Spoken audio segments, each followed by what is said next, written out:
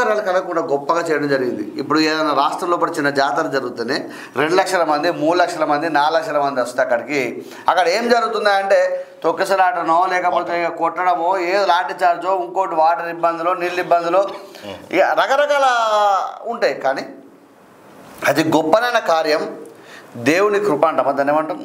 భక్తితో ఏదైతే మనం పోతామో దానికి తగ్గట్టుగా ఆ దేవుడు ఆశీర్వాదాలు అందరికి కూడా వచ్చినాయి. వాస్తవానికి కూడా అంతే కదా, వాస్తవం. దానిలో భాగంగా ఏదైతే ఇక్కడ ఏర్పాట్లు చేసినా మేము కూడా చెప్తా ఉన్నాం. చాలామంది అనేక మంది అక్కడ భక్తులు పోయి రావడం జరిగింది. దీని విషయంలో కూడా మేము కూడా ఈ యూపీ ప్రభుత్వాన్ని అక్కడ ఉన్న బీజేపీ ప్రభుత్వాన్ని మేము అభినందిస్తా ఉన్నాం. చాలా గొప్పగా ఏర్పాట్లు చేసినారు. ఎలాంటి అసౌకర్యాలు కలగకుండా భక్తులకైతే మేలు చేసినారు, మంచి చేసి జరిగింది అంతే కదా.